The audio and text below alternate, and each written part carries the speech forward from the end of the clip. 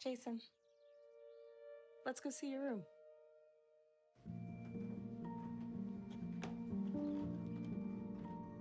What do you think? We kept it a little spare, so you can decorate it how you like.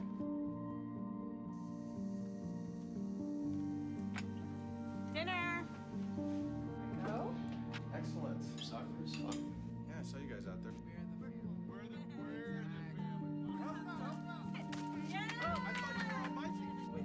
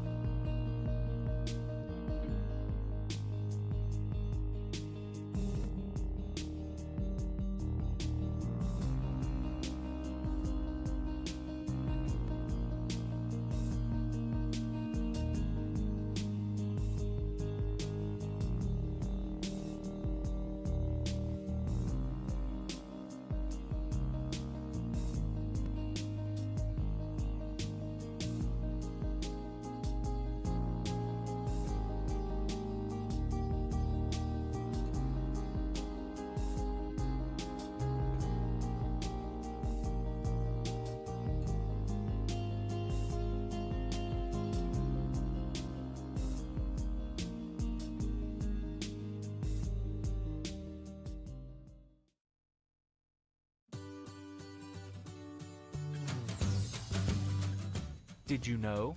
Drop-off containers are available for recycling plastic, paper, bottles, and cardboard at the following locations: 2972 Broad Street at Steel Creek Park, 2440 Volunteer Parkway at Avoca Elementary School, 101 Stein Street at DeFreeze Park, 1840 King College Road at Holston View Elementary School.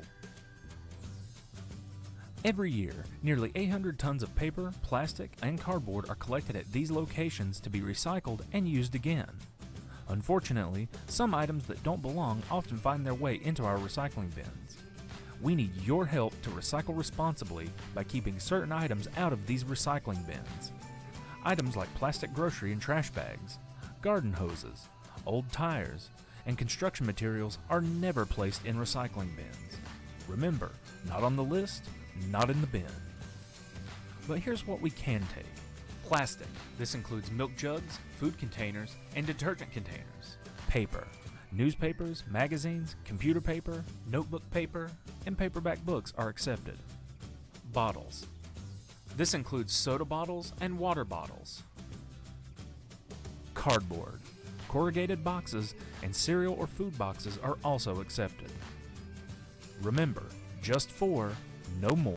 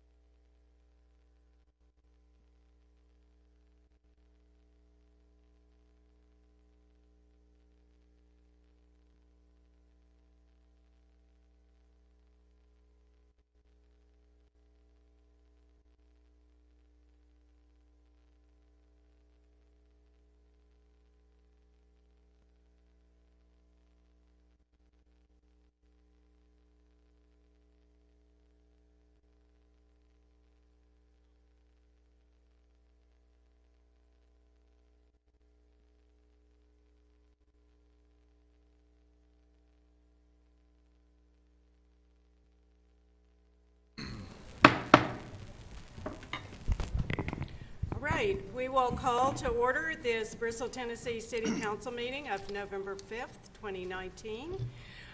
Tara, would you please call the roll? Powers. Here. Luttrell. Here. Turner. Here. Robin. Here. King. Here.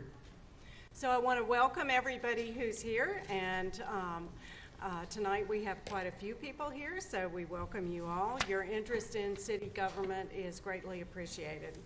There are a number of opportunities to speak on matters of city business this evening, and a sheet explaining those opportunities was made available when you entered the meeting room. As we go forward on tonight's agenda, I'll note each time that public comment is welcome. In addition, there was a sign-up sheet provided as you enter the council chambers for folks wishing to address City Council during the appearance of citizens on our agenda. So for our invocation and pledge, I ask Vice Mayor Malin Luttrell to introduce our person to lead our invocation, and then for him to go ahead and lead us in our pledge. Vice Mayor Luttrell. Thank you, Mayor. It gives me great pleasure to introduce Pastor Matt Cross tonight. I've known Matt for around 20 years. You know, Matt is a pastor of Surf Church and also serves as the team chaplain for the Bristol Pirates as well as he did for the Bristol White Sox. To me, it's just remarkable knowing Matt and how he is able to reach out to so many different age groups. In this day and time, you know, that can be pretty tough. So with that now, Matt, I'll ask you to come up and lead us in invocation. Please stand. Thank you. Let's pray.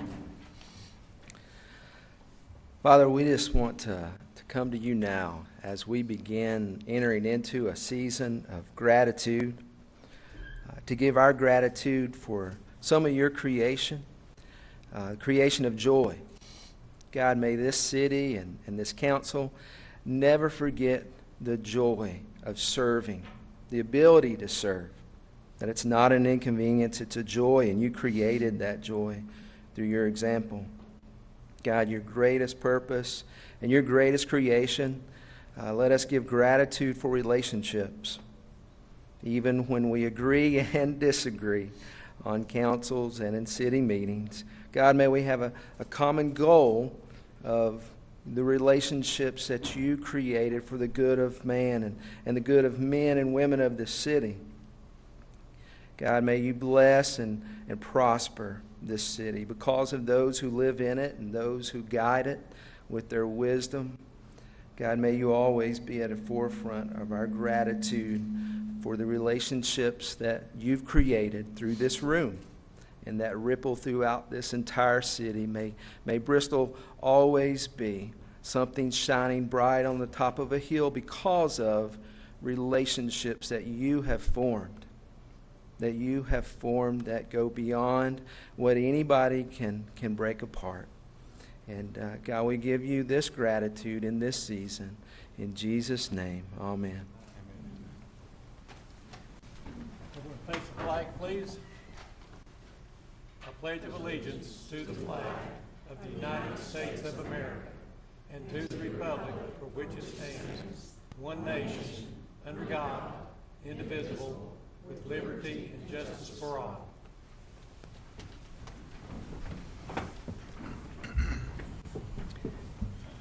Mr. Soar, do you have any items to be added to the agenda this No, evening? Mayor, the agenda is complete.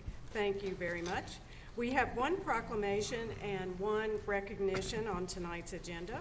Our proclamation is designating November 30th as Small Business Saturday, and Councilwoman Lee Powers is going to read that, and Mr. Ken Moniak, Chairman of the Board of Directors of Believe in Bristol, and Maggie Elliott are here to receive it.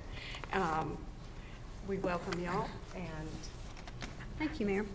I have the pleasure of serving on the Believe in Bristol board, and it truly is a pleasure. And so, whereas the cities of Bristol, Tennessee and Bristol, Virginia celebrate our local small businesses and the contributions they make to our local economy and community, according to the United States Small Business Administration, there are currently more than 30 million small businesses in the United States. They represent 99.7% of all businesses with employees in the United States. They are responsible for 64% of the net new jobs created over the past 20 years. And whereas small businesses employ over 49.2% of all businesses in the private sector in the United States, on average 33% of consumers' holiday shopping will be done at small, independently owned retailers and restaurants. 70% of adult U.S. consumers are aware of Small Business Saturday, and 42% of consumers who reportedly shopped at small, independently owned businesses on Small Business Saturday did so with friends or family. And 83% reported encouraging others to shop or dine small. And whereas among consumers who said they participated on the day, 41% of those people participating reported that they shopped small online on Small Business Saturday as well. Whereas among companies that were planning promotions on Small Business Saturday, 92% said the day helps their business stand out during the busy holiday shopping season. And the cities of Bristol, Tennessee and Bristol, Virginia support our local businesses that create jobs, boost our local economy, and preserve our neighborhoods. And whereas advocacy groups as well as public and private organizations across the country have endorsed the Saturday after Thanksgiving as Small Business Saturday, we do as well. Now therefore, we, Margaret Robin, Mayor of Bristol, Tennessee, and Neil Osborne, Mayor of Bristol, Virginia, they do hereby proclaim November 30th of 2019 as Small Business Saturday and encourage the residents of our community and communities across the country to support small businesses and merchants on Small Business Friday and throughout the year. Congratulations to Believe in Bristol for putting this together.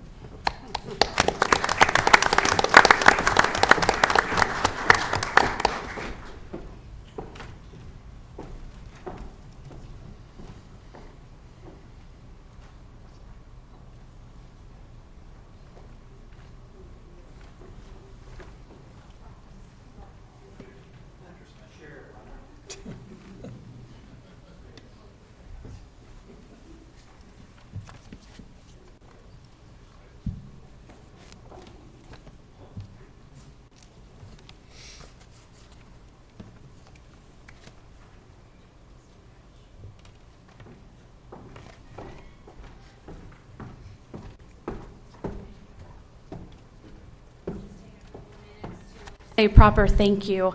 On behalf of the Believe in Bristol Board of Directors, I would like to thank both cities of Bristol for your recognition of this important holiday for our local economy. As Councilwoman Powers noted, there are several great reasons to support Small Business Saturday, and here are a couple more reasons, and here's what happens when you shop local. More of your money will be kept in your local economy. For every $100 you spend at locally owned businesses, $68 will stay in the community. What happens when you spend the same $100 at a national chain? Only $43 stays in your economy. And I don't have to tell you what stays in our economy when we add things to our Amazon cart. Zero. You embrace what makes your community unique. You wouldn't want your house to look like everyone else's in the U.S., so why would you want your community to look that way? You create local jobs. Local businesses are better at creating higher paying jobs for your neighbors. When you shop locally, you help create jobs for teachers, firemen, police officers, and many other essential professions. You help the environment. Buying from a locally owned business conserves energy and resources in the form of less fuel for transportation and less packaging. You nurture community. Local business owners know you and you know them. Studies have shown that local businesses donate to community causes at more than twice the rate of chains. Furthermore, you conserve tax dollars. Shopping in a local business district means less infrastructure, less maintenance, and more money available to beautify your community. Also, spending locally instead of online ensures that your sales taxes are reinvested where they belong, in your community. You create more choice. Locally owned businesses pick items and products they sell based on what they know you like and want. Local businesses carry a wider array of unique products because they buy for their own individual markets. You took advantage of their expertise. You are their friends and neighbors, and locally owned businesses have a vested interest in knowing how to serve you. They're passionate about what they do. Why not take advantage of it? You invested in entrepreneurship. Creativity and entrepreneurship are what the American economy is founded upon. Nurturing local businesses ensures a strong community. You made your community a destination. The more interesting and unique your community, the more we will attract new neighbors, visitors, and guests. This benefits everybody. We encourage you to join us downtown this entire holiday season. Historic downtown Bristol offers more than 30 locally owned boutiques and retails with specialties including toys, games, vintage finds, and antiques, collectibles, fashions, handmade items, home decor, art, jewelry, books, and more. Round out your day with coffee, tea, dessert, or full-service dining at one of our amazing 27 eateries or great breweries. Thank you very much.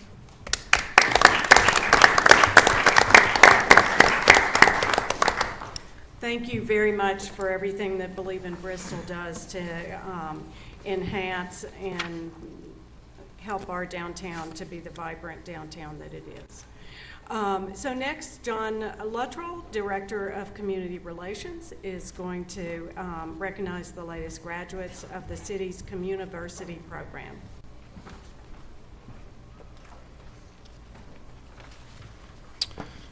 Thank you, Mayor, members of council, Mr. Sora.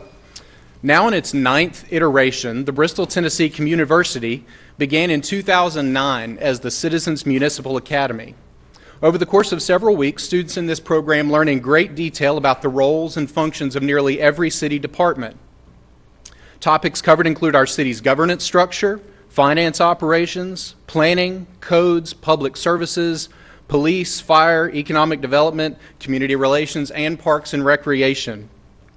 While some Communiversity sessions are conducted in a classroom format, others involve more hands-on field sessions, such as learning about the fire department from Chief Carrier and his crew at Fire Station Number 5 over a classic fire hall spaghetti dinner. Beyond their core curriculum, participants are also invited to attend other events coinciding with the Communiversity dates, such as our annual Boards and Commissions reception and our Historic Preservation Awards. The desired outcomes of this experience are to build positive relationships and increase communication between government officials and our citizens, as well as to inspire participants to engage in future opportunities for leadership. Several past participants have gone on to serve on our city's many boards and commissions, on which some of this year's participants already serve, and have even held seats on city council. Without further ado, I present to you our Communiversity participants meeting the requirements for graduation this year. So if you all please come forward to receive your certificate as I call your name and have your photo taken with Mayor Fire-Robin. And if you will remain near the front, we'll take a group photo of this year's entire graduating class.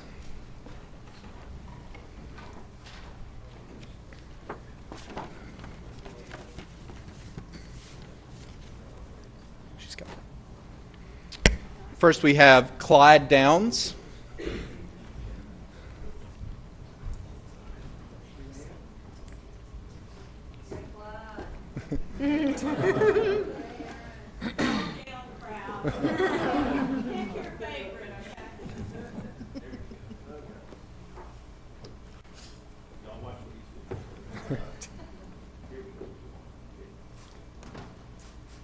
Aaron Downs.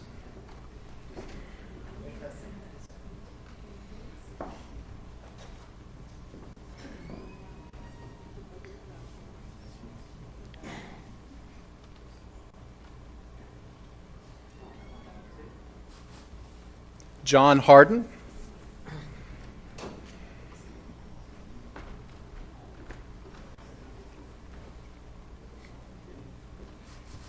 Christy Hensley.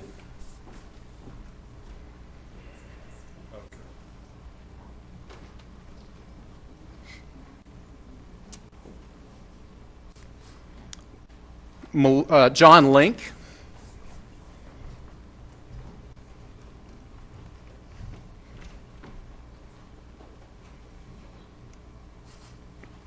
Melissa Mullins.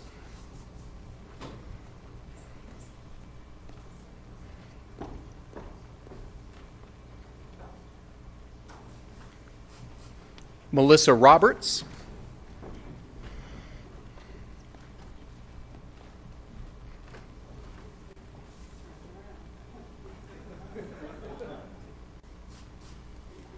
and Takai Shu.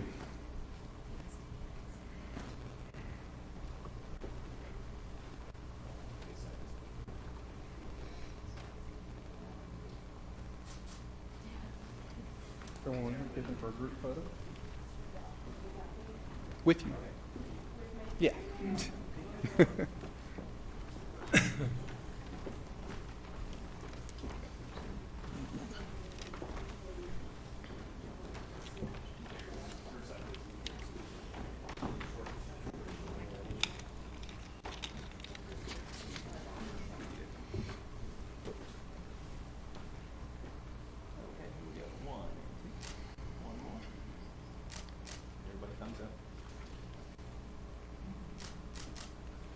Now, if you all will stay here just one moment, I do have one additional presentation regarding this year's Communiversity. So participants are asked to evaluate each session, and at the conclusion of the course, one department is honored as being the highest rated by the class by receiving the Big Cheese Award. It is a hard-won badge of honor to be displayed prominently, accompanied by some pretty serious bragging rights. This year's Big Cheese Award goes to the Bristol, Tennessee Fire Department. So Chief Carrier, the spaghetti dinner may or may not have influenced the vote, but yeah, if you'll have your photo taken with our participants.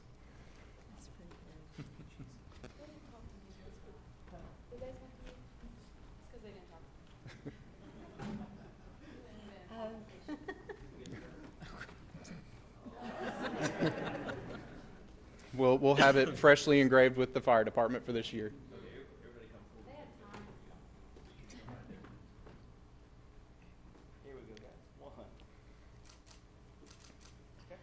And we do have a small token of a little memento of your experience for each of our participants here on the stage in those bags. They should be in alphabetical order. While we're giving those out, I would be remiss if I did not acknowledge the work of the community relations staff, specifically Ann Dunham and Jama Helbert, for all the hard work they put in to coordinate these sessions. They've truly made Communiversity the best experience that it could possibly be. And I think Butch Downs was the only one to get any response from the audience, so he wins the award for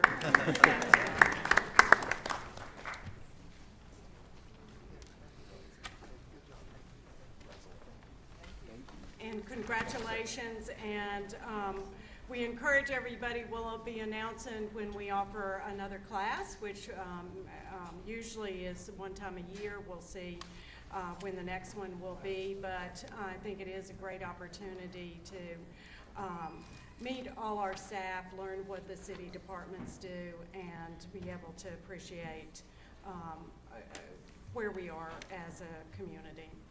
We have no presentations tonight, but we do have two public hearings on the agenda.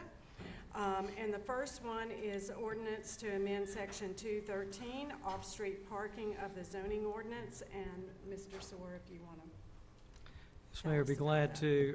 Ordinance 1910 is a zoning text amendment, and it relates to parking regulations for education facilities. This came out of a staff review of the plans for the new middle school. And it was noted by staff that there was no distinguishment between the requirements for a high school or higher education facility versus an elementary school or middle school, which obviously did not have the same student parking demand. So staff researched parking requirements for education facilities in other communities and have proposed new standards to the Planning Commission, and of course this body approved the recommendation on first reading last month. So with that, I'm going to ask Ms. Sherith Young, our Planning Services Manager, to approach the podium and detail the amended regulations. Thank you, Mr. Sora. Good evening, everyone. Mr. Sora did an excellent job in providing that introduction. We did take a look at our parking regulations in response to the middle school's submittal of a new site plan and realized, as Mr. Sora stated, that there was some issue in that all schools were treated the same and all schools don't have the same amount of drivers. So what we did was we looked at surrounding communities and saw what regulations were in place there, and came up with the solution that's before you tonight, which breaks the school classification into elementary and middle school, high school, and then other schools such as colleges, universities, trade schools, training schools that would serve predominantly people that would be driving to the school, and tried to come up with a more balanced parking regulation to serve all of those educational uses. So the Planning Commission did look at this in September and voted 9-0 to send a favorable recommendation to City Council. So the changes that would go into effect if approved tonight are before you on the screen in red. And I'd be happy to answer any questions if you all have any questions about this proposal. Does council have any questions at this time? If not, I'll open the public hearing. And is anyone here tonight liking to address City Council on this matter and provide input? Seeing none, I'll say that the hearing is closed. Next, we have Ordinance 1911 to amend the zoning map of Bristol, Tennessee by designating certain property as B1A, limited business institutional at 841, 843 Hill Street. Mr. Sora, you want to summarize that for us? I'll do that very briefly, and then I'll invite Ms. Young back to the podium. As you indicated, this is a zoning map amendment. It is related to 841 and 843 Hill Street. These two properties are currently zoned RE, established residential. The property owners, Wallace Properties Management Group, LLC, has requested a rezoning of the properties to B1A, which is limited business and institutional. The owner intends to remove the existing buildings for the purpose of expanding the inventory parking lot for the dealership. Shirley. Thank you. Again, I'll walk through just a couple of maps and photos here. We did look at these in October, but here's a location map of the rezoning subject parcels. They're outlined in red and at the corner of 9th and Hill Street. Volunteer Parkway is on the right side of your screen. This is an excerpt of our zoning map. So the parcels, again outlined in red, are shown in a yellow color, which indicates or the RE or residential, established residential district. The pink color is the B3, which is the general business district, and then there's some red zoning that is B1A, which is our neighborhood business district. This is a bit of a step back, so a little bigger view of the map area. You can see that there is quite a bit of RE zone that surrounds the parcel, but you can see the proximity of the B1A and B3 zones here as well. Just a quick recap of what uses are allowed in each zone. The RE district is going to allow your single family and duplex residences. There are some uses that are outside of the residential classification that are allowed by special use permit. Those are things like churches, daycare centers, philanthropic institutions and clubs, and sports clubs like golf, swimming, tennis, and similar sports clubs.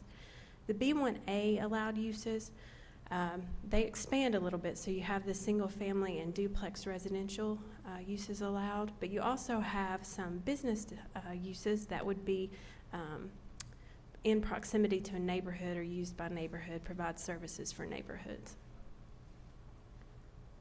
Here are a couple photos. This is the subject property at 841 and 843 Hill Street.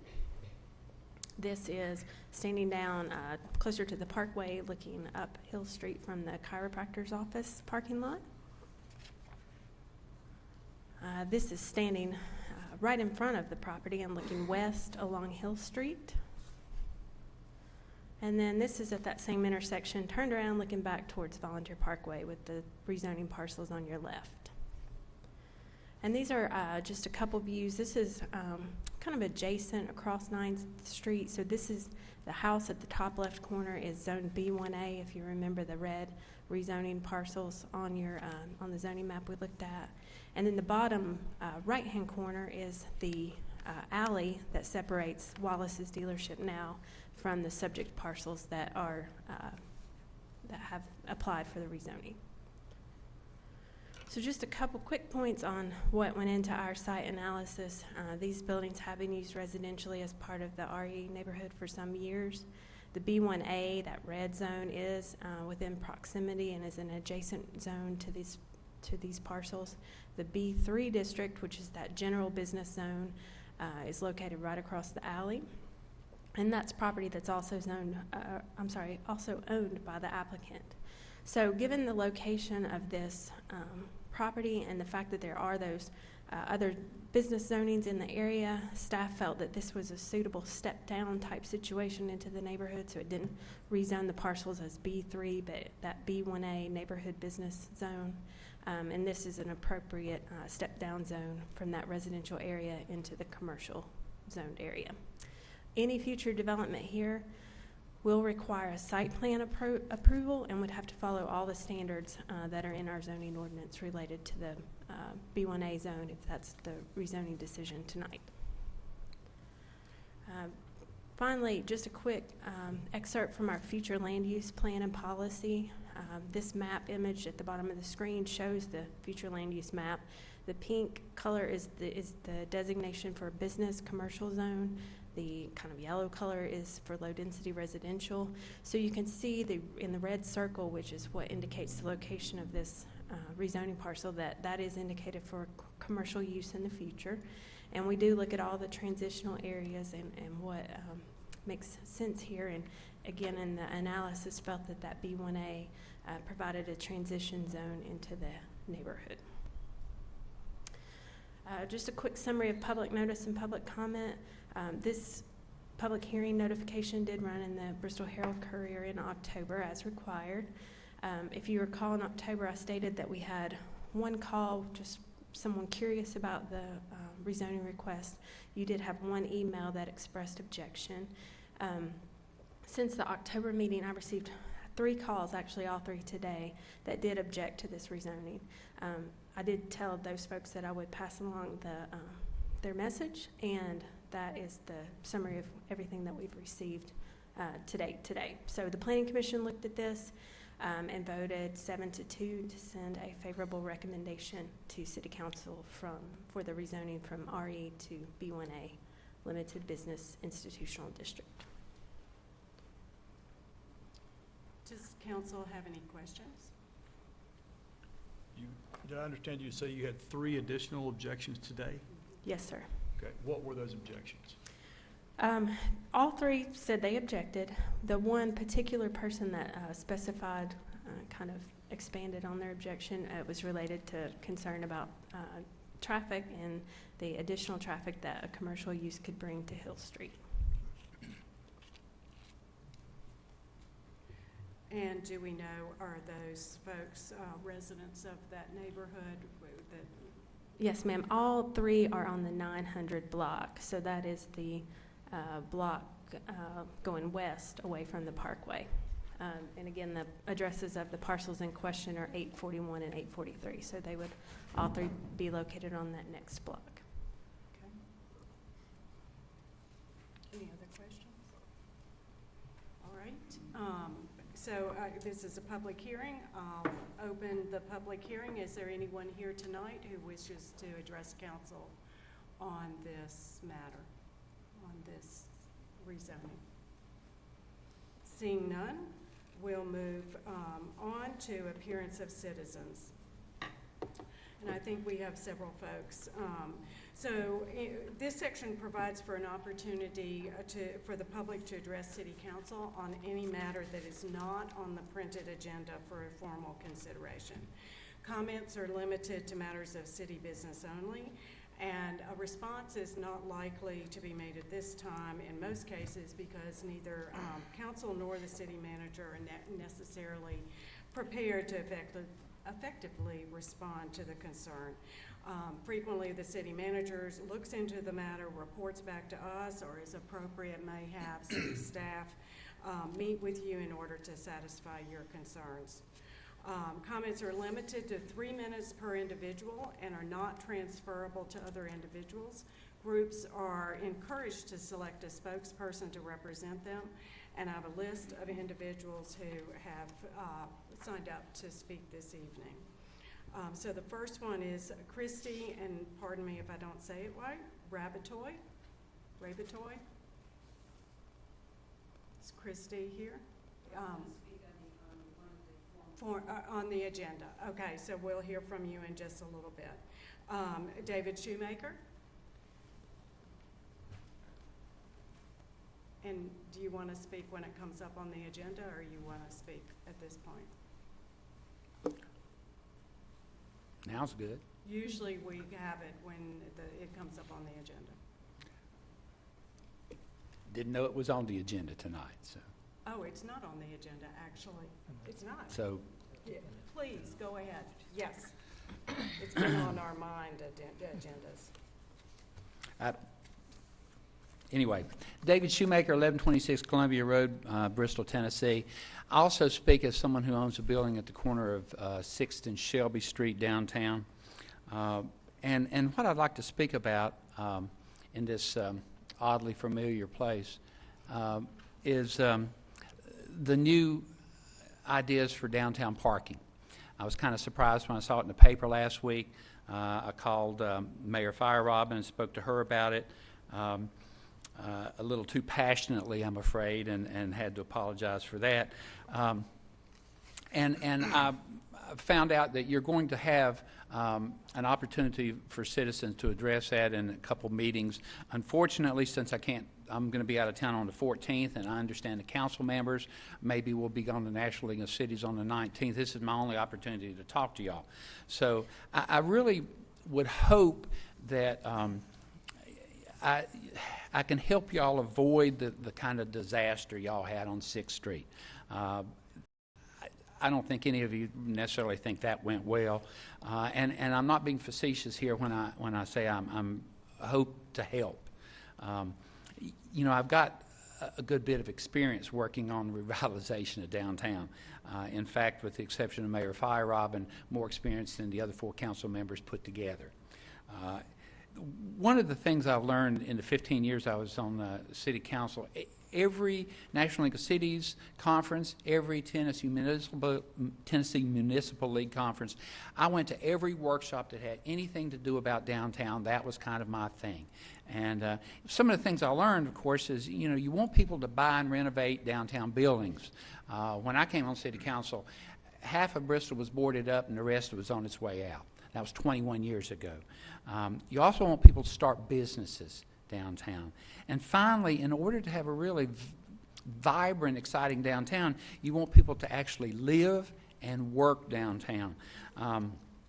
I was surprised when I called Mayor Firerobin about this parking idea that y'all don't actually vote on that. Apparently it's presented in a work session and you nod or wink or something and it just goes forward. So I don't think that's the best way to do it, but that's up to y'all. I understand some months ago I spoke with City Manager Sora about some of the parking there around 6th Street.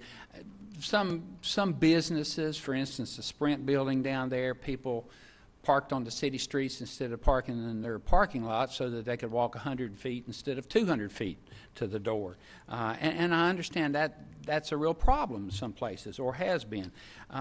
But, you know, I learned as a school teacher many years ago that you don't punish the whole class because a couple kids are acting up. That's just not the best way to do it. Your 3 minutes are ending, so I apologize. I can stop, or I can give you about another minute. If you have another minute, then everybody else here is going to have another minute. So $360 for a parking sticker is most of what my kids on my building pay for a month's rent. That's just wrong, people.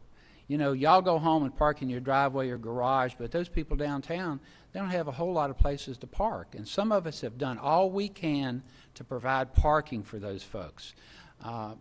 That's just a bad idea. I have promoted for years the idea of a sticker for downtown folks, maybe one color for residents, one color for businesses, and a nominal fee of $50 or $75 seems appropriate, not the cost of a parking lot when in fact you're only giving them a hunting permit for a parking spot. Thank you. Thank you. And those comments will be shared also at the 2 meetings that we'll be sure to announce the dates later. So, Patrick Cole, Oh, and I should ask, be sure to give your name and address when you get started. Might not have said that. Hi. Good evening, Mayor Robin and Vice Mayor Luttrell and councilmen and women. I'm Patrick Cole, and from 1079 Maupin Road, Chuckey, Tennessee, a resident here of East Tennessee. And I come to you tonight in honor of your position and much respect for the work that you do in these positions, knowing that your work has been put in place by God, and that you have a big mantle to carry in leading, guiding, and directing, and maintaining the welfare of a city at any level, regardless of the size of that city. But some sad news is that some citizens here of the city, their welfare is not being maintained, and that is of the preborn of the Bristol Regional Women's Center, and that is their lives are being allowed to be taken by those who would want to have abortions at the center. And I'm not at all against women's health. I think just a women's health clinic that is exclusively for women's health is fine. I know there are unique, women have unique health things that they need to take care of, and there's no issue there. But when the primary or one of the biggest options there of care at this women's center is abortion, to me it is no longer care. It is no longer about maintaining the welfare of the health of these women. It is now about a gross and perverse choice. So we ask that you talk about city business, so if you can get to the part of your talk that is Sure. about city business. Thank you. Just a quick comment, how's it not pertaining, because it's in this, For where, Am I misunderstanding? City business are things that we have purview over and regulate, so. okay, well, just to finish my comment then is that I would ask you, just of a citizen here of East Tennessee, that just as the invocation said, is that you would be a light on a hill before God, knowing that we are all accountable before God, and that you would abolish abortion now, immediately, in the city of Bristol. Thank you. Great. Next person is John O'Rourke.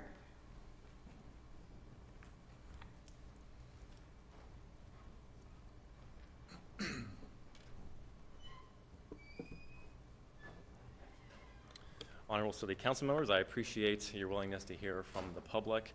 My name is John O'Rourke. I live on 1305 Broad Streets here in East Tennessee. I am a local Christian missionary in the Tri-Cities area with Full Armor Ministries.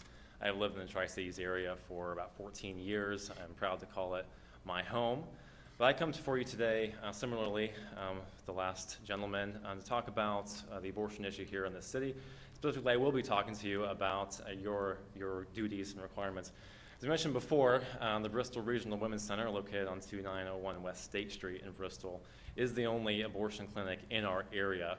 And in terms of what they describe what they do on their own website, is they do abortions for women via vacuum aspiration, which is... Excuse me, can I ask you to talk to city business? Yes, I am. I am speaking on city business. What I'm speaking on is the injustice that is going on within the city limits, and I am asking you to form a city ordinance by making Bristol, Tennessee a sanctuary city for the unborn, which would outlaw the murder of unborn children in our area by any means, which is something that has precedence in the United States already and has recently happened in the city of Wascom, Texas. So I'd like to, in the upcoming time, in the upcoming weeks, to speak with you all about the opportunity to make a city ordinance regarding making Bristol, Tennessee a sanctuary city for the unborn, to outlaw the murder of the unborn children in the city. Thank you. Thank you. Okay, next is Jonathan Lugo. Is that correct?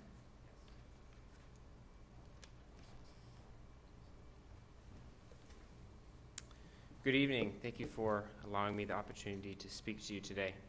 My name is Jonathan Lugo. I am 18 years old and have been a resident of the Tri-Cities for most of my life. I come here today out of great respect for your position as city councilmen and women, knowing, again, that you are appointed by God for the praise of those who do good and the punishment of those who do evil. but I also come to you today to bring your attention to one of the foremost issues of injustice in Bristol, Tennessee today. Tomorrow morning at 8 a.m., tiny, innocent, and defenseless preborn human beings will be murdered, Again, dismembered. I ask you to talk to city business, things that we have ability to address. I'm here to ask you to end this murder that takes place here in Bristol, Tennessee, by making Bristol, Tennessee a sanctuary city for the unborn. It is your duty before God to stand up for those who are appointed to die and those who do not have a voice, to be a voice for the voiceless. I want to encourage you to see that abortion is not merely a partisan or political issue. Abortion is a moral issue of justice in Bristol, Tennessee, for preborn human beings who are worthy of the same respect and the same protection from Bristol city law as you or I. These are image bearers of God and deserve the same protection from our law. You do not have to allow the murder of babies in Bristol. In fact, it is your duty before God to stand up for these children and to defend their very lives. And just in closing, hear the word of God from Proverbs chapter 24, verse 11, where God says, "Rescue those who are being taken away to death. Hold back those who are stumbling to the slaughter. And if you say, 'Behold, we did not know this,' does not he who keeps watch over your soul know it? And will he not repay man according to his work?" I urge you to take this to heart, think about the murder of children in our city, and act on behalf of these children. Ryan Kaiser? Is there a Ryan Kaiser here? All right. And David Lugo?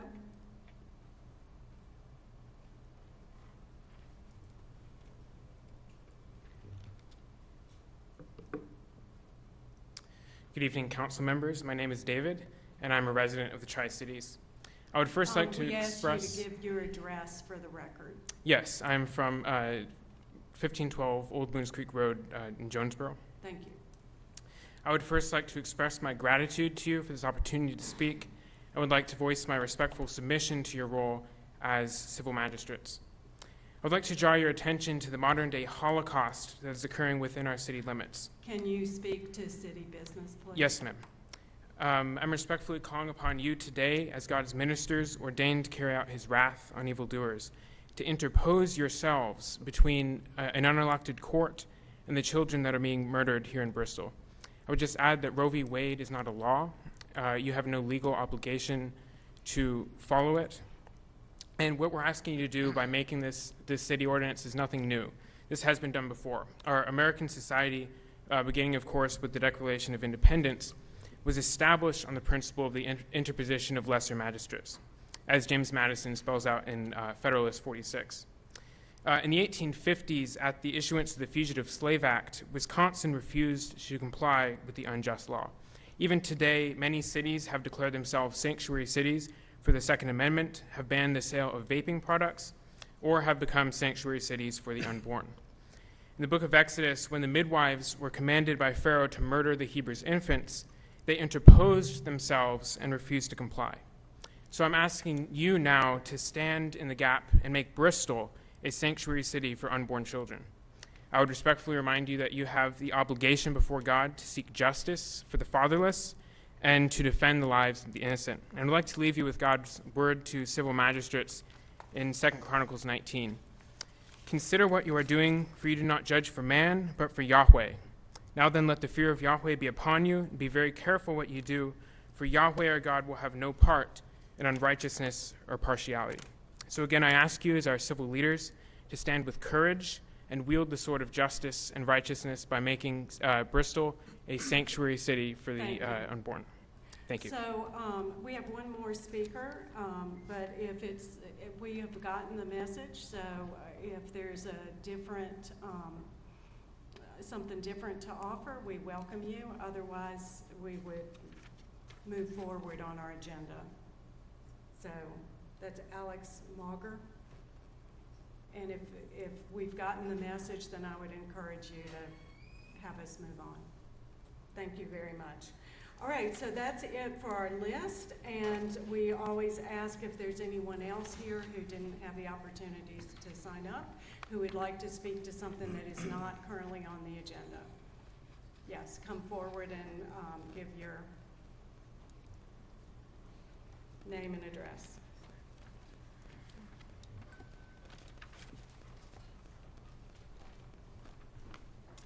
Hi, Trevor Leonard, 32 6th Street. Thank you all for the opportunity to be heard. Three things real quick.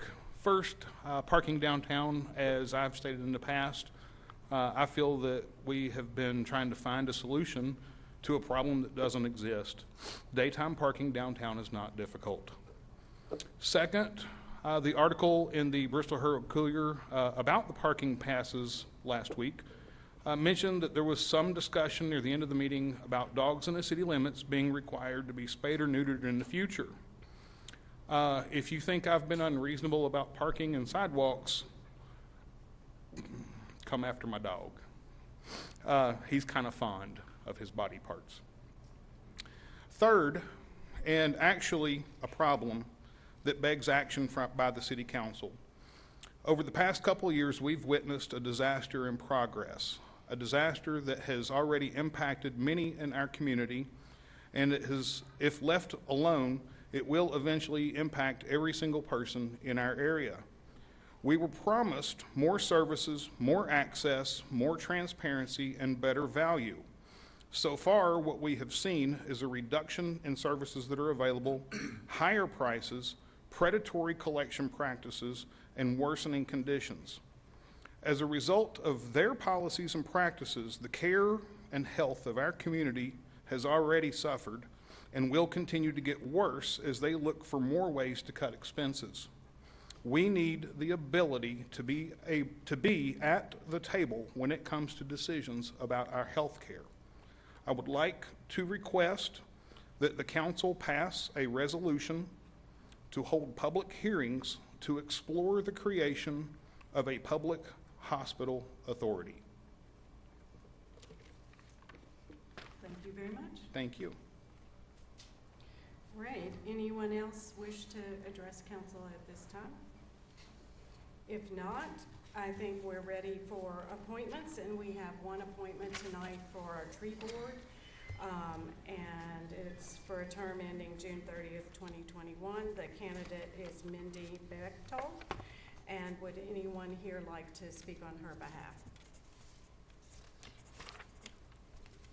And if folks will pass their ballot in, that would be great.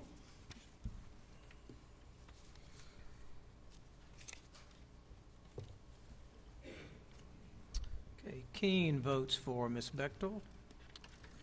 Luttrell votes for Ms. Bechtold. Feierabend votes for Ms. Bechtold. Powers votes for Ms. Bechtold. And Turner votes for Ms. Bechtold. Congratulations to Ms. Bechtold, and we appreciate folks who serve on our boards and commissions.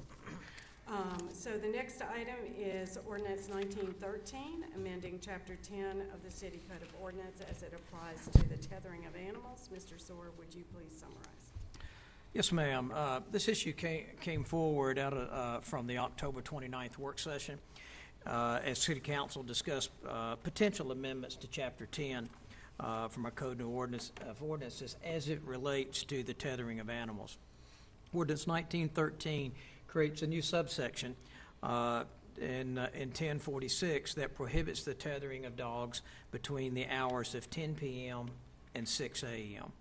It also contains provisions for a permit to waive this condition in the event the owner has a work schedule that would conflict with this type of ban on tethering. It would still require that the dog be released from a tether for an 8-hour period to be established within that permit. In addition, the tethering prohibition will become effective July the 1st, 2020. If approved tonight, this will come back to City Council at your December 3rd meeting for consideration on second reading. Ms. Smith, as well as Chief Wade, are both here this evening to answer any questions regarding the drafting of the ordinance or its enforcement. Right. Council, do you have any questions? I would like to ask, I have received a phone call about the inclusion of professional sporting animals that are bred for the specific purpose of hunting and sporting. We have some sportsmen in our city limits that have dogs that are specifically bred for this purpose, and they requested that they be included as part of the special use permit, because part of their training for sporting as hunting dogs is that they are out on a tether through some night hours to develop their coat, and that they would provide the appropriate documentation to support their position of the sporting animal. City Council can make any amendment to the ordinance as it sits now. Obviously, the way it is written at this point, there is no exception. But City Council can make the exception that you feel like is appropriate. So to council, I will probably ask to make that amendment at the appropriate time. I just want to make everyone aware of that. You know, it was a strong argument or position, not an argument, but a strong position that was made for sporting animals. This particular individual has raised sporting animals for over 30 years here in the city, and this would impact the development of that animal as a sporting animal. They're extremely well cared for. They're probably some of the most well cared for animals that I've ever known. So just wanted to put that out there as part of the discussion, and at the appropriate time, we'll ask for that amendment. Should that be now? Should I ask for that now or continue? Once there's the been a discussion? motion and a second, then you guys move into actual discussion of the ordinance. Okay, so we're just discussing. This is staff comment, question period. Yeah, and we sometimes determine what's the best order to take stuff in. Is there a motion to take action on the ordinance as it was presented?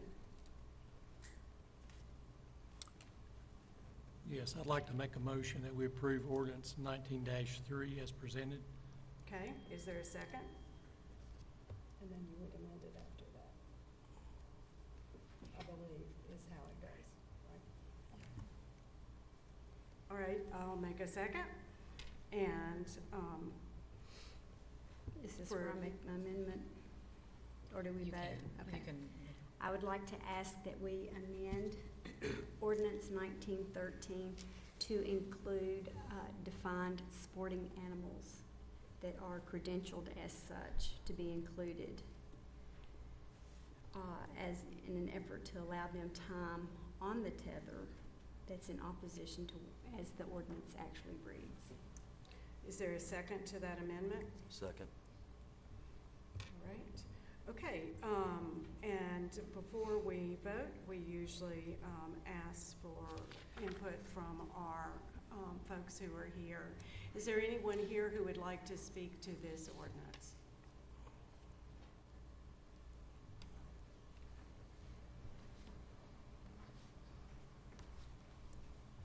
And if you can give your name and address. Christy Rabatoy, 116 Allison Timbers Road, Piney Flats, Tennessee. Thank you for this opportunity to speak. Here for two reasons. I co-chaired the Johnson City, Washington County animal ordinance work that we just got through. We started actually in February of 2018. We looked at all of the animal ordinances across the state of Tennessee and also Asheville, North Carolina.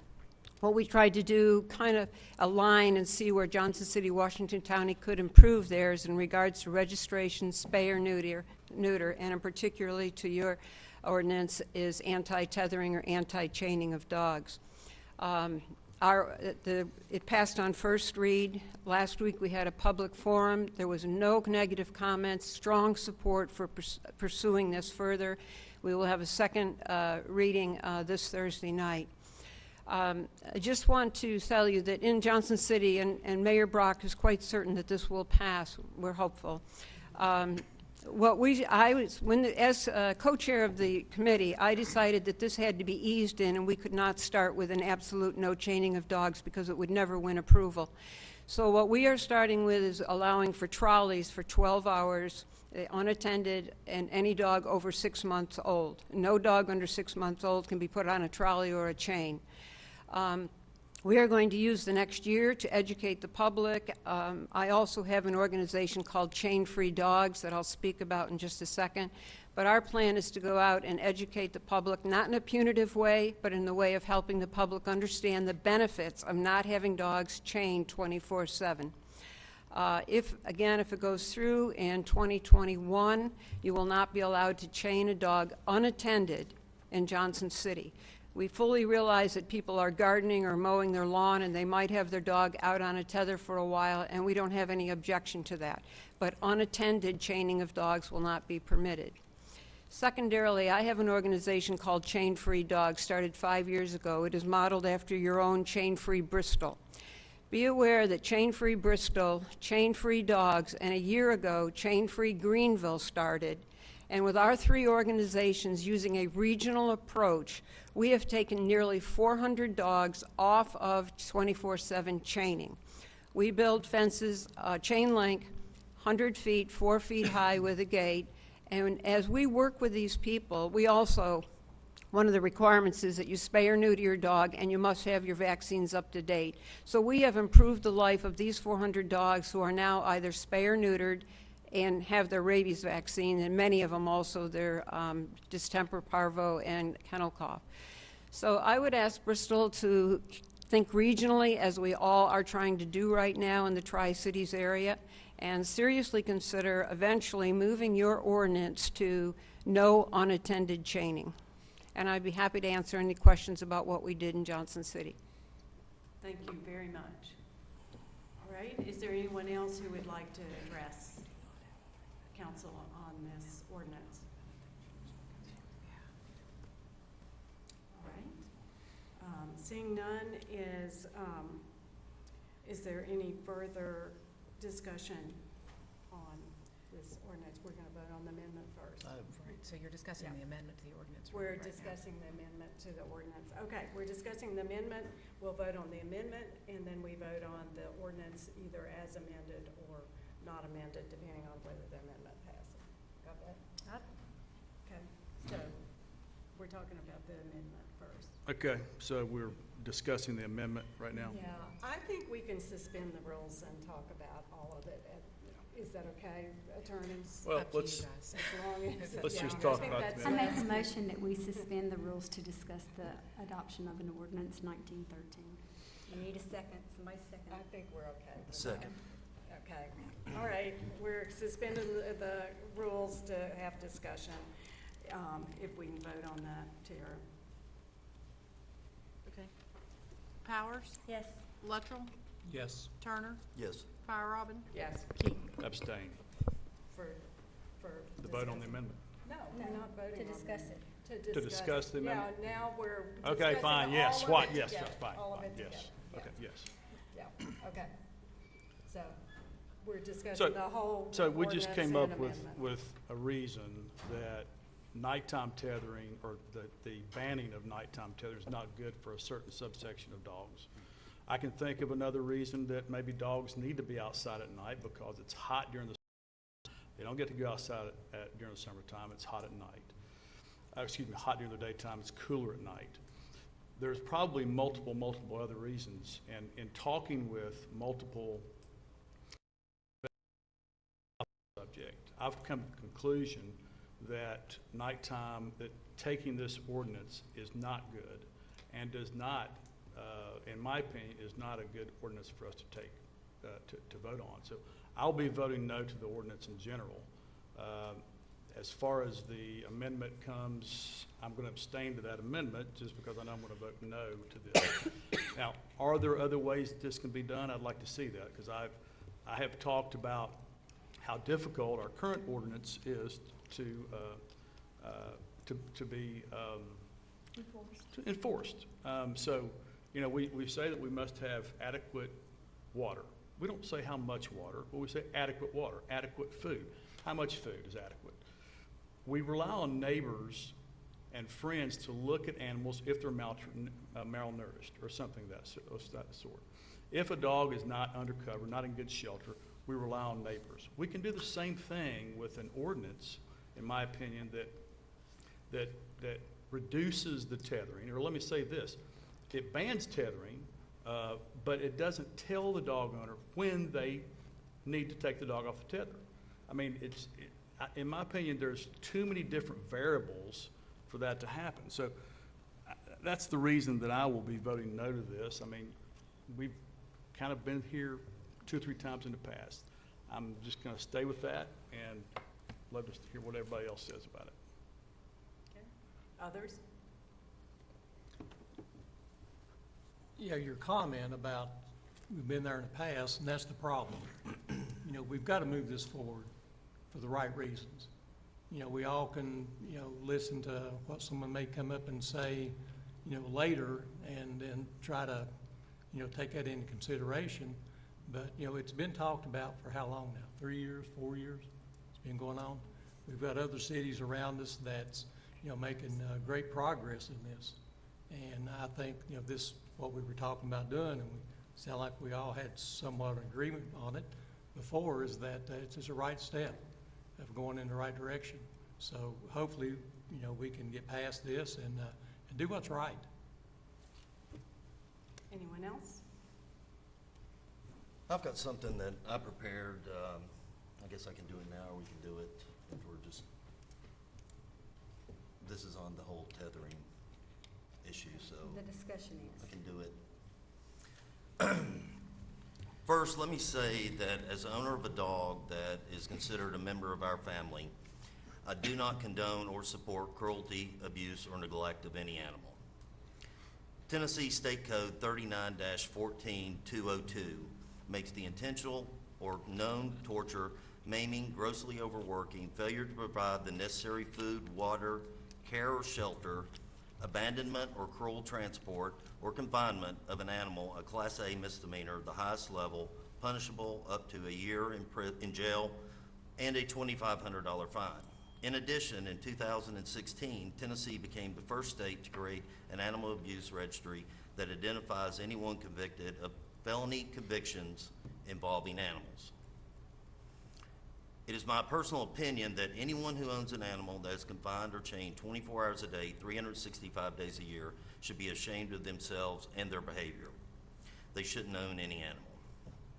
With that being said, I do not think it is the role of government to enact laws strictly based upon the personal opinion regarding others' behavior.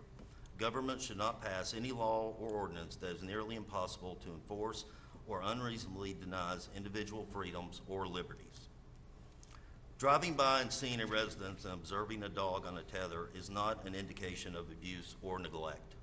In fact, I've recently learned that individuals advocating for a 100% ban on tethering animals believe that the proposed ordinance will not decrease the use of tethering, but will actually increase it. Time will tell. I've had many more questions than answers regarding this resolution. For example, is it an ordinance that can actually be enforced and will impede the ability of our police department to enforce other ordinances and laws that protect and serve the citizens of Bristol? Then to be told by advocates that this is in fact doing more harm than good and basically being ridiculed for considering this resolution. I guess as the saying goes, no good deed goes unpunished. After careful consideration of all the information that has been made available to myself, I am going to support the adoption of this ordinance. However, I want council to review this ordinance next July to determine if it has been effective. I want a report from our police department on the number of calls received, the number of citations, or other legal action being taken. I want to hear from our citizens if they have experienced any undue burden as a result. For those that support a 100% ban on tethering who claim that Vince Turner doesn't care for animals, shame on you. I have read the post on social media, shame on you. We need all our citizens to be truthful if we want Bristol to be a good place to live. We can agree to disagree, but should never tell mistruths or lies. I will encourage all citizens to report the criminal neglect or abuse of animals to our police department, and as a member of council, request that the enforcement of the existing ordinances and laws regarding the neglect or abuse of animals receive the attention required for enforcement.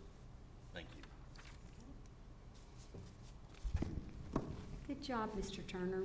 I appreciate your comments, and I support your comments. This has been an issue that we've grappled with for over 4 years, 5 years. We almost had a solution then, but because there was an over-demand, we walked away from it. It's taken us 4 years to get back to this point. You know, the question has to be asked, who really cares about the animals? Is it a council that has tried for the past 4 years to come to a reasonable compromise that could satisfy the community at the same time? Or has it been those that have demanded an all or nothing position by council? It's been kind of hard to work through.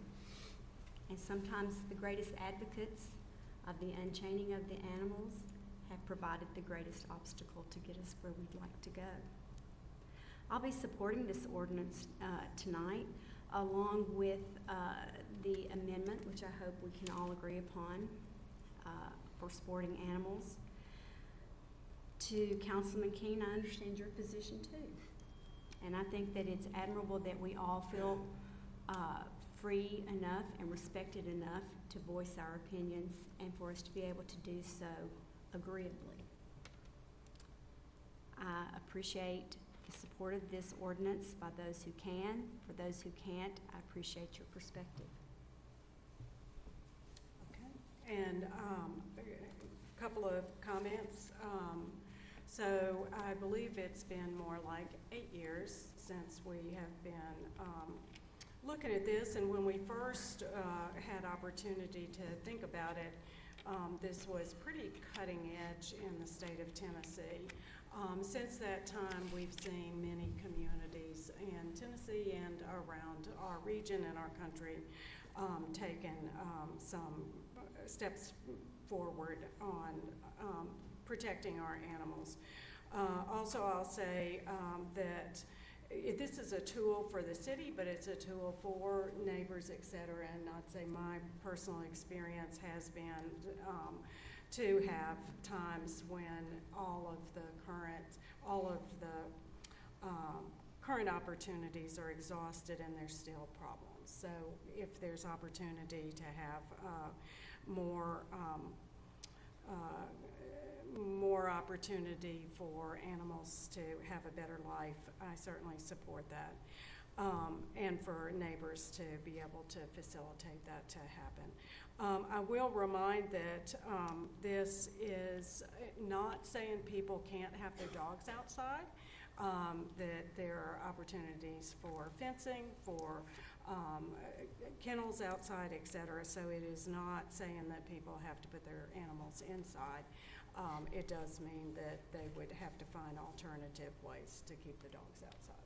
So, but at anyway. present, they don't. At present, they can use the tether, except from the hours from 10 to 6. Right. So, all right. Any other comments?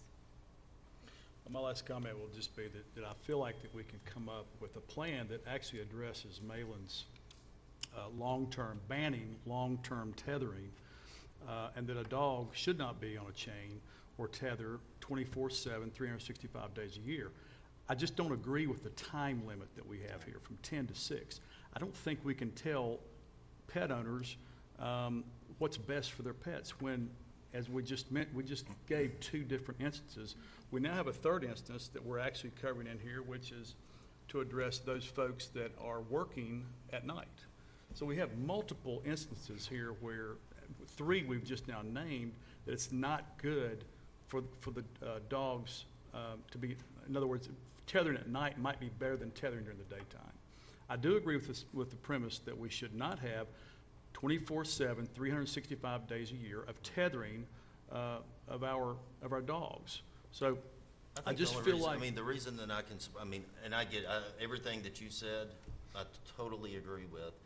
The problem is of getting them off of a tether, which I think, okay, I can agree with that, is our law enforcement, and I think of talking to them, this is the only way that they could enforce it. I mean, I would be fine with, okay, if you had an 8-hour period or you had a 5-hour period, 6-hour period, that they had to be off the tether, if there was a way that the chief could enforce that, and I think that the reason I'm going with this is when, at our work session, that was the one thing that they said they felt like that they could enforce. Well, again, the whole ordinance is difficult to enforce.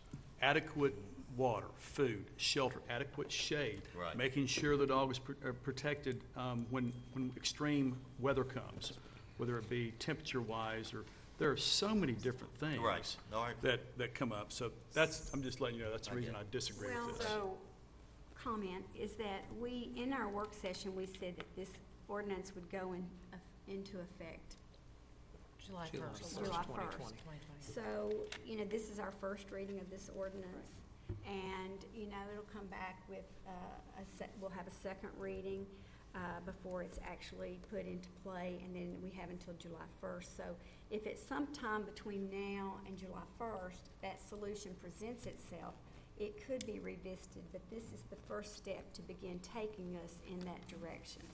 And so we still have some time. We should be open to conversations. We should be exploring if we feel like there's a better opportunity out there for us. But I just believe that at some point we have to take that first step. And if we're going to get the animals off of the chain 24/7, 365, and I see that as that. I see this as that first step. so if we can move forward with voting on the amendment, if y'all are ready. So we first This is vote just on the amendment. Just the amendment. So, and the amendment, do you want to restate the amendment? The amendment would speak to the fact that a special use permit would be put into place for animals defined as sporting animals that are used for hunting or other specific elements of sporting to develop their code or whatever those circumstances may be, and it would have to be well defined, but a special use permit for sporting animals. Yeah, I think probably the use of the word special use permit might be not, that means something different to. Well, it does to planning, but a special use permit is for special use with any ordinance. That it be added to the list of exceptions and processes to do it. Okay. I think the city attorney can determine that. Okay. I think we're I have one question regarding sporting animals. Are we talking about anyone that has say a beagle that wants to go rabbit hunting, or they I have think to we're be? talking about those animals that have papers and have been designated as with the appropriate credentialing of a sporting animal. And It that could would be a have to be. beagle, I would think. I mean, it could be a beagle, it could be a lab, it could be, you know, I don't have. Yeah, I'm just asking it, Yeah. because to me, it kind of opens it up to anybody says their dog hunts. I mean, Well, this one gentleman, he raises specific sporting animals, and he does it professionally. And so is it a business or? it is a business that he has. Licensed So business? does he breed them? He does breed them. Then he's already accepted. I think that we need to have the term sporting animals included. We have a first and a second. Okay. So if we could vote on it. Tara? Powers? Yes. Luttrell? Can This make is a the comment, amendment. can I? No, not at this point. Yes. Turner? Yes. Fire Robin? No. King? I'll abstain. Okay. So the amendment passes. And then we consider the ordinance. And if we're done with discussion, hopefully, then we're ready to vote. Okay. Powers? Yes. Luttrell? Yes. Turner? Yes. Fire Robin? Yes. King? No. All right, so we can have a little more discussion before we have a second reading on it, and next time we will have a public hearing as well, so. No, Mayor, we don't have a. Oh, we don't have no, a It pub- wouldn't, oh. this doesn't fall under the category of items that we have a Oh, public hearing. so this is it. Zoning text Okay, amendments, great. those type things do. All right, so But it's approved. Yeah, And then well, it would come back by, We've got we to would vote come on back it for second second time. reading. Okay, but not a public hearing, so Yes. people can speak to it, but not Yes. a public hearing. Okay, thank you. Yeah, and just a difference for, public hearings are required by law, public comment are not, so, public hearing is, you speak to the issue, public comments, we do timing on them, so that's the difference, I think, between the two different things. Traditionally, in our city, that's how we've defined it. Don't answer, Daniel. So, all right, so the next thing, next we have an ordinance to amend section 213 off-street parking of the zoning ordinance. I think we had our public hearing, so is there a motion to take action on this item? Make a motion to approve. All right, the motion to approve, is there a second? I'll second. Thank you. Any discussion on this? I've seen none. Tara, would you please call the roll? Powers, Yes. Luttrell, Yes. Turner, Yes. Robin, Yes. King. Yes. All right, that passes. Okay, the next is an ordinance to amend the zoning map of Bristol, Tennessee by designating certain property as B1A, 841 and 843 Hill Street. And that was talked about earlier. Does anybody have any further questions? Is there a motion? I make a motion to approve ordinance 1911 to amend the zoning map of Bristol, Tennessee by designating certain property as B1A. All right. Is there a second? I'll second. Okay, motion is second. Discussion? I guess I do have some concerns about the neighborhood, and that we have had some feedback from the neighborhood, so I'm really torn on this for how deep it goes into the neighborhood, also what it means probably for a future of the neighborhood. I also understand how neighborhood business and how transitioning could be okay. So I'm deciding how to vote right now. So anyway, This anybody comment else? is that I've known the Wallace family for many, many years, and I know that anything and everything that they try to do from a business perspective is quality in its nature, and I will be supporting